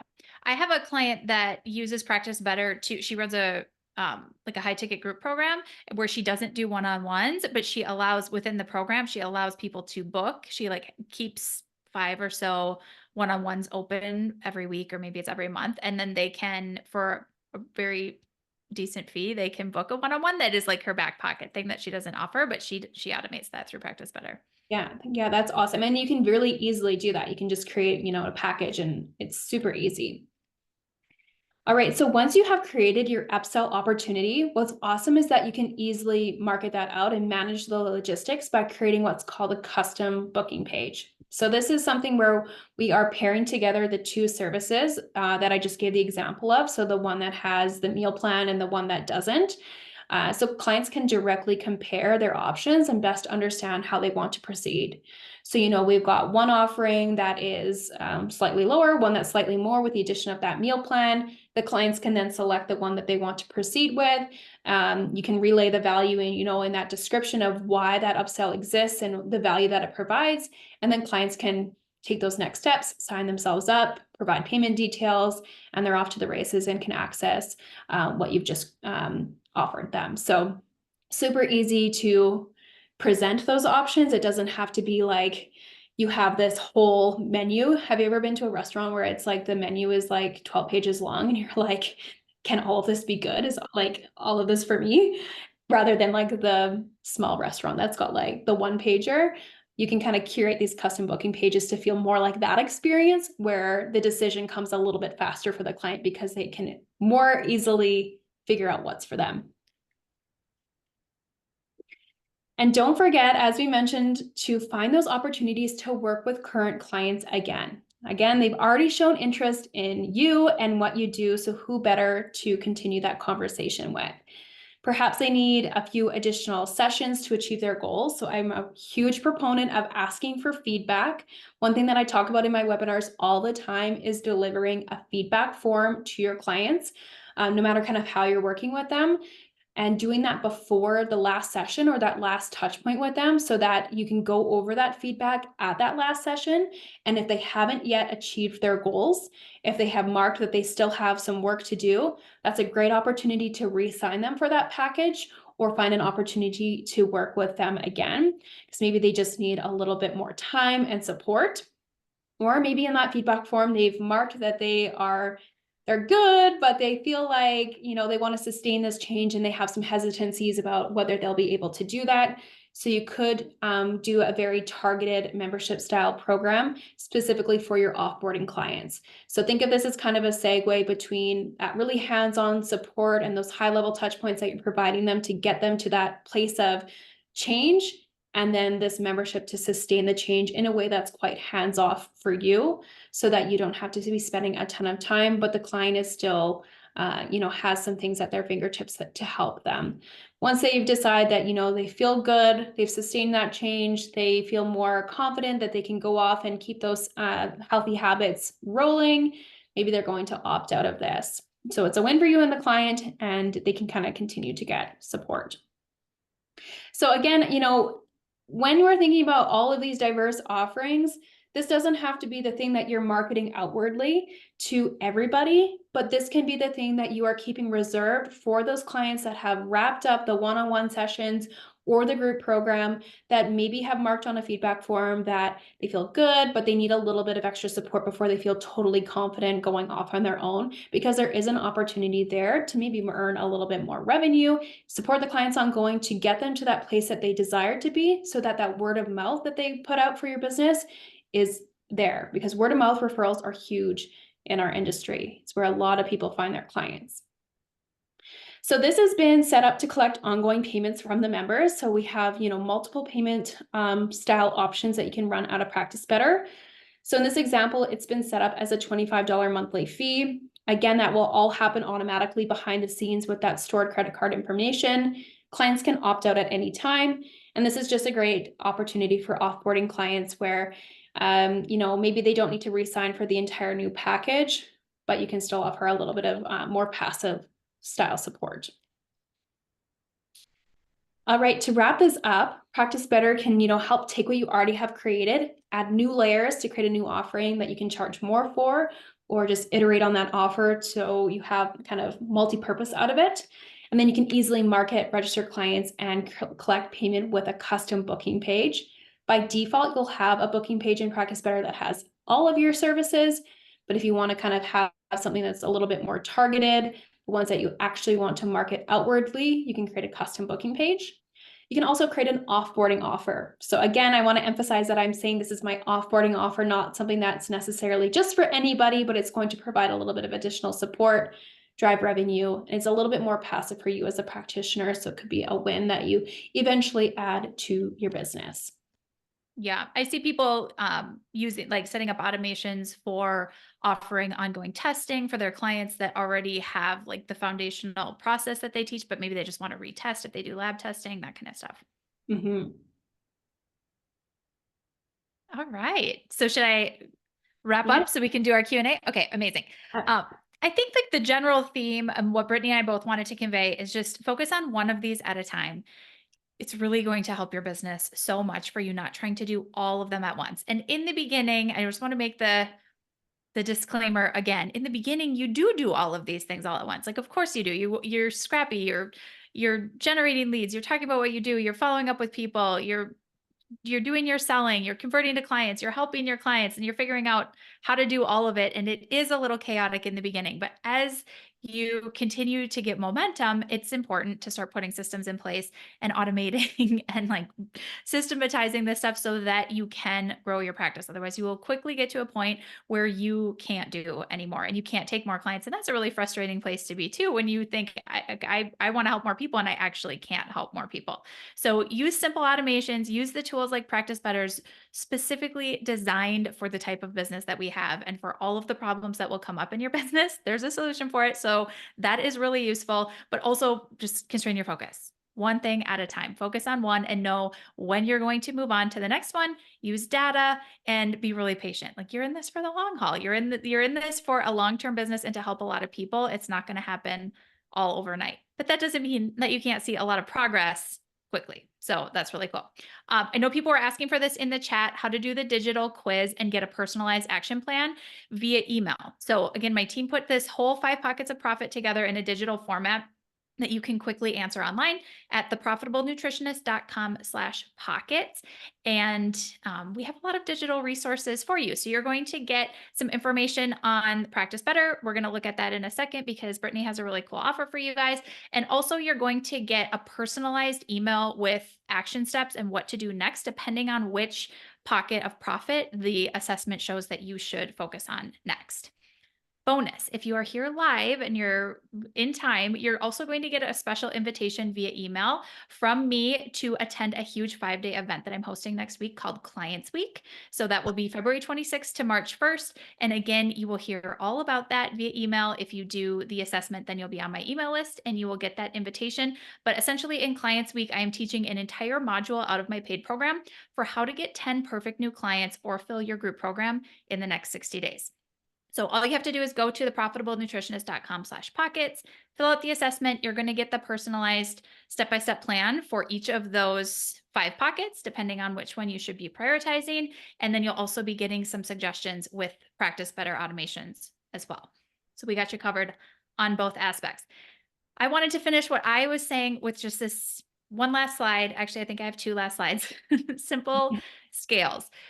Complex, on the other hand, multiplies. So the things in your business that are causing you headaches right now will just get worse the busier you get, the more clients that you get, the more visibility you get, the bigger your audience gets, all of that, it multiplies. So those problems we want to be solving, we want to be dealing with at each level of growth in your business so that you really can grow the business and not get to a point where you're super burned out and there's nowhere else for you to go and you have to like burn the whole thing down. That's what we never, ever, ever want to happen. But when you really simplify, what you have to look forward to is like loving selling, mastering the sales because it's working. People are coming to you, practically throwing their credit card at you, ready to go. That's a really good feeling. That is so fun. You will also be able to look forward to growing considerable demand for your offers and working only with your best clients, which is the best feeling.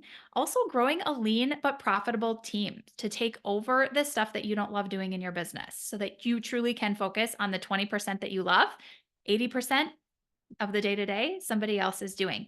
And the way that we structure that, there's definitely a process for figuring out how to do it. It results in you taking home 30 to 40% at least of the revenue that you make into your business as net income directly into your pocket. That's after taxes, that's after everything. So there's a way to do this. There's a way to structure the expenses in your business, the profitability, and growing a team to help you reclaim your time so that you can do that. If you are not taking home at least 40% of what you are making in your business as net income, we have to change that, right? So this results in truly scaling your business, which means you not working more. Okay. You're growing with systems, you're growing with hiring, you're growing with help from other people, not more hours of yours. Because, like we've said already, you quickly get to a point where there just aren't more hours for you, or you don't want to be working all of your hours and you want to be lifing and doing the other things that are the priorities in your life. And that's why we are business owners in the first place, because we want that freedom, of course. So don't wait until the burnout sets in. Set up the systems now, lean into it, and everything gets easier in the future. All right. So Q&A. I think there are a lot of questions in here that we didn't answer. I definitely saw some that we didn't grab as they were being submitted. But if you have a question that wasn't answered, could you repost it again now so we can have them fresh and not have to scroll through? Unless you saw some, Brittany. I don't know if you saw any. I did see one question about PayPal, and whether Practice Better works with PayPal. So we Okay. have two options for direct payment integration. And what I mean by direct payment integration is that's what's going to allow you to collect payment information from your clients so that they can purchase kind of on their own accord, and everything as far as like financial reports, everything is logged in Practice Better. So you have Practice Better payments by Stripe. That's one option, or you also have Square. PayPal is not one of them. However, if you are manually processing payment for your client, you can mark it paid as PayPal. That's just happening externally. So there's a ton of benefit to using Practice Better payments by Stripe or Square, particularly Practice Better payments, because we have made sure that there's a ton of financial reports that come with that are going to give you fantastic insight. So Ty, I hope that helps answer that question regarding PayPal. Do you want to talk a little bit about the 20% offer? Absolutely. So we're really excited to extend an offer to you all as a thanks for being here. So it's 20% off for 4 months. You get to start with a 14-day free trial. During that 14-day free trial, you can hop around to the different plan types that I spoke about. So, we have a few that you can choose. So that 14-day free trial is a good option to kind of bounce around and see what you think. This is an opportunity that is reserved for those that are signing up to Practice Better for the first time or upgrading from our Sprout account. So if you already have an existing Practice Better account, unfortunately, this is just not applicable to you, but available to new users. Okay. Colette had a question about creating a snippet from your signature program to sell at a lower cost. Do you want to talk a little bit about how you've seen people do that?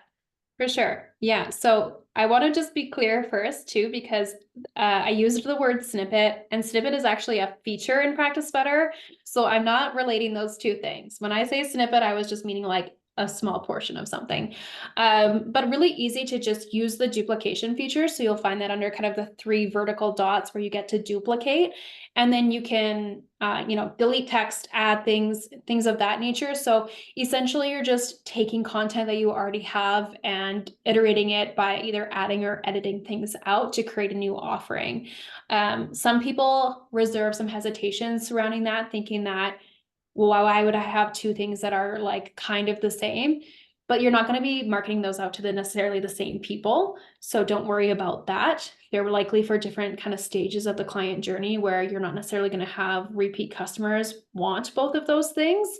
But what you can do is take this method that you've really honed your expertise on and make it work for you in different ways. So it's all about using that duplication feature and then just kind of editing things out or adding things in depending on what the ultimate goal is with that new offering.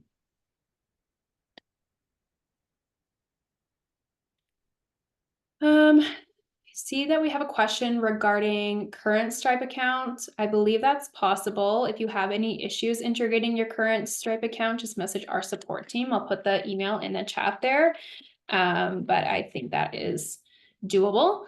And then a secondary question here, do you need a separate Zoom account or do you run virtual meetings directly from Practice Better? You have both options. So there's a few factors that might help you make up your mind here. Practice Better does have a built-in telehealth feature that is all HIPAA compliant that allows you to work with clients one-on-one. So if you want to have those one-on-one telehealth sessions or virtual sessions, that's a great option. Zoom is also an option. Some people just prefer kind of the interface of it. It's what's familiar to them and their clients, so they'll use that. It's also what you'll need to use if you want to offer any sort of group virtual session. So if you intend to work with more than one client at once on a video call, whether it's for, a coaching call or a webinar or something of that nature, then you'll want to make sure that you have Zoom integrated, and you will be kind of adding your existing or your own Zoom account in. Candice, you can also record with Practice Better Telehealth and with Zoom. Why did that escape me? So options for both. And if you're using the Practice Better Telehealth feature, we just recently launched our first AI tool. So it's called AI Charting Assistant. It's basically helping you do the charting for your client.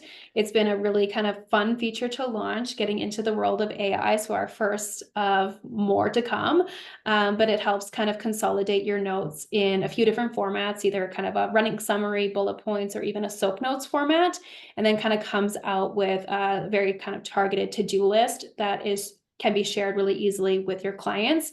So there are some perks to using those native features in Practice Better because there is kind of ways to use them beyond that kind of immediate function of the virtual session. You'll be able to kind of take those charting notes, share them with clients, use them elsewhere. So super handy.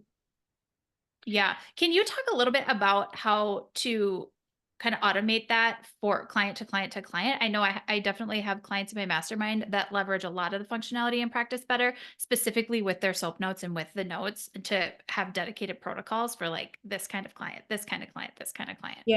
Yeah, we're big on templates in Practice Better. So what you can do is create a chart template that speaks to, this kind of client or this kind of client or however you're wanting to categorize them and kind of break them down. Templates are great because they're not only going to kind of save you time, but they're also going to ensure consistency. That was something that I ran into when I was first taking notes, is like, you're so in the moment trying to get all the information that maybe you write things haphazardly or you miss a question or things like that. So they kind of help you stay on track. And then with AI Charting Assistant, you can also set up an automation so that charting that's happening with the AI Charting Assistant is imported into that specific note template that you've already created. So a super kind of efficient way for you to make use of both of those features in tandem together. It's something that's available on all plan types as an add-on. So it's not based on the subscription type that you have, but you can add it in addition to your subscription. And if people want to try it, the first 600 minutes are free. I love that. I love the idea of over delivering to clients and making it simpler for them while also making it simpler for us. Yeah, that's huge. Anything we can do that actually makes it better for everybody is a win. Okay, here I was asking, does Practice Better integrate with a particular email provider? She has ConvertKit.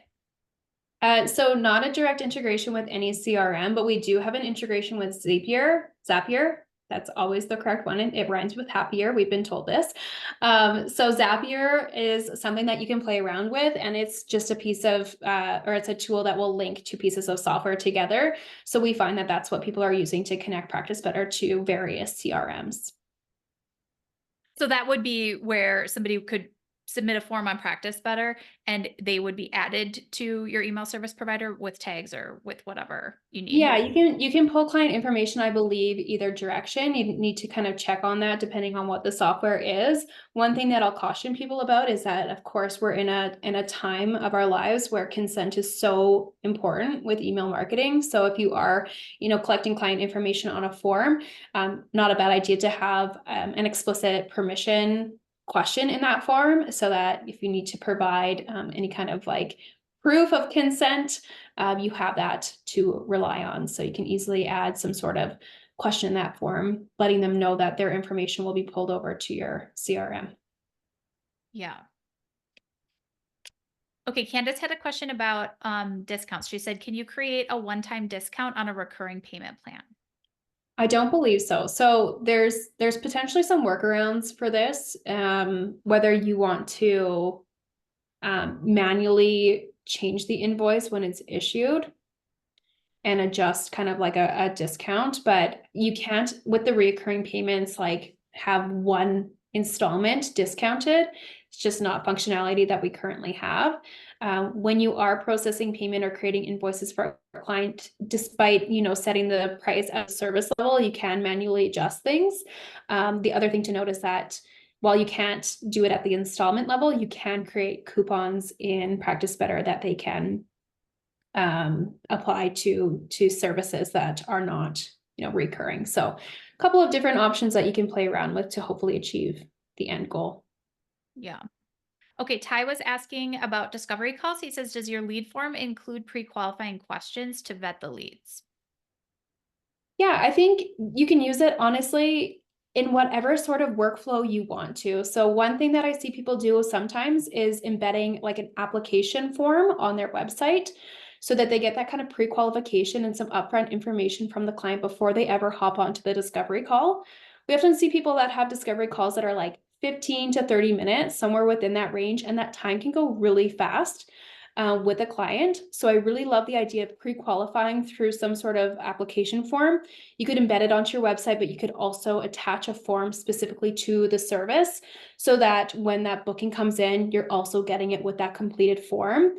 By default, all appointment types come in as requests, unless you change settings to auto confirm. So what you could do is review that form alongside the booking. If it's not a fit, like if you can immediately tell that this person is not for you, you can deny that booking request and follow up with a message as to why and what you suggest for them in lieu.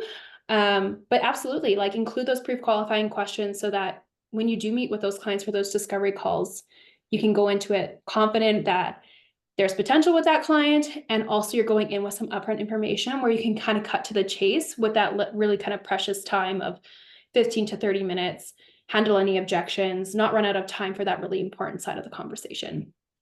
Yeah, I agree.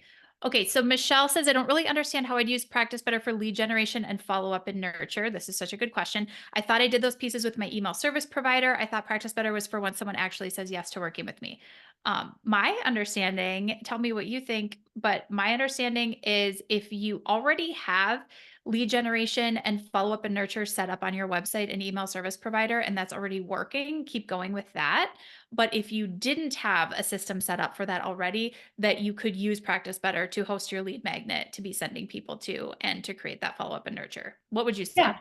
Yeah, I'd agree with that. I don't think you have to reinvent the wheel, but you can know that that option exists.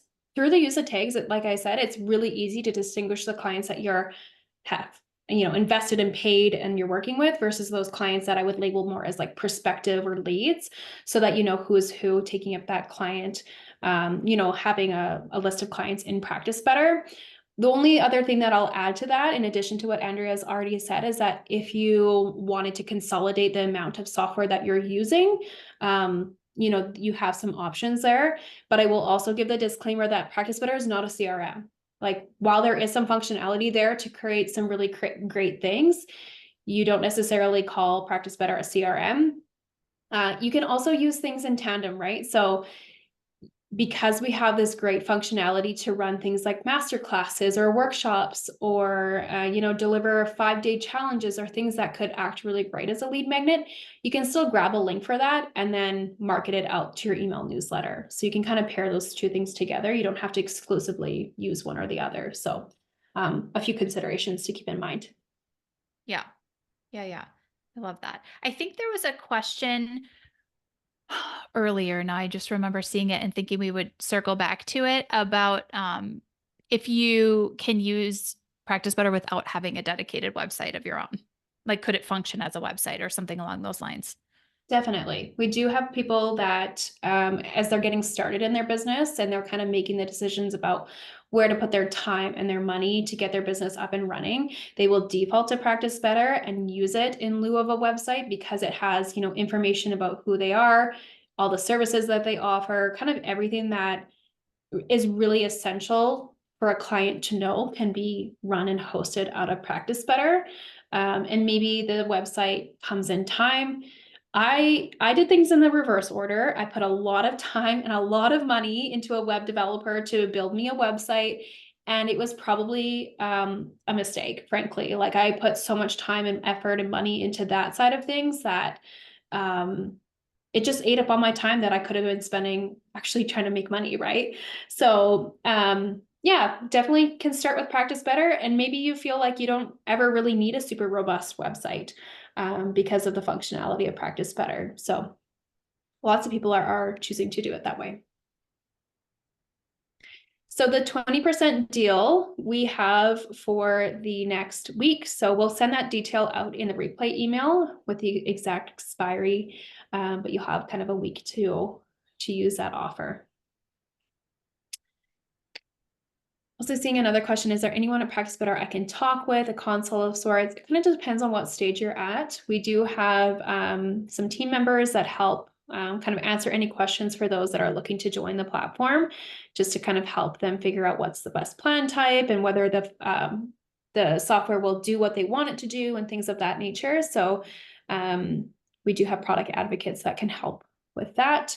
Besides that, if you're already a user of Practice Better, we have a really fantastic Facebook group and community that is great for crowdsourcing information and chatting with other people to kind of crowd share and crowdsource ideas and workflows and things of that nature. A few minutes ago, you mentioned getting consent in writing. That was just in terms of getting explicit permission to continue to email market to that particular person. So as far as, CASL compliance in Canada and GDPR in Europe, and depending on where your clients are, there's different regulations that you have to adhere to as far as getting permission to email them. So that's what I was referring to. And I suggested putting that information into a form so that if you choose to pull the client information over to your CRM, you just have that explicit permission. See some questions about what the Facebook group is called. So I'm just dropping that in the chat here. It's called the Practice Better Inner Circle. So you can go ahead and search that on Facebook and join that. Perfect. And I do see quite a few people here that are in the Profitable Nutritionist program. Just know that we are going to start doing some Practice Better office hours inside the program as well, because so many of my clients use the software already and have lots of questions about how to fully maximize it. And it's just such a great it's just such a great experience to have other people say, oh, this is how I do it. And this is how I do it. And start that conversation around different ideas instead of trying to figure it all out on your own. So that is coming in March. Starting in March. Yeah, it's going to be super exciting to connect with the group and answer real-time questions as well. All right. Does anybody have any last questions? This was so fun. Mm-hmm. Love it. Love it. Okay, so I think we're good. As far as I could see, we have answered the questions in the chat. But I will say, if there were any questions that I didn't answer, you can reach me at support@theprofitablenutritionist.com. Yeah, and I'm going to drop our support email into the chat one more time. It's help@practicebetter.io. So if you have questions about functionality on Practice Better or anything of that nature, we have a really fantastic customer experience team who would love to help you out. So you can go ahead and send them a message as well. And I'll also say we have so many videos on YouTube. We have like a ton of help articles. So if any of like the features that you saw today, obviously today was not like a step-by-step demo of how to execute things. It was more just showing you what's possible. So for example, if you want to learn more about a custom booking form, go ahead and search that in our help center. And we have tons of articles that really walk you through things step by step. And yes, Courtney is giving a shout out to our YouTube videos. They are really fantastic resources to really learn how to use the platform. All right. Well, thank you everyone for joining us today. Thank you, Brittany. This was so good. Thanks so much, everybody. Thanks, Andrea. Well, hope you all have a great rest of your day and keep an eye out on your inbox for the replay email. Sounds great. All right, everyone. Goodbye. Bye.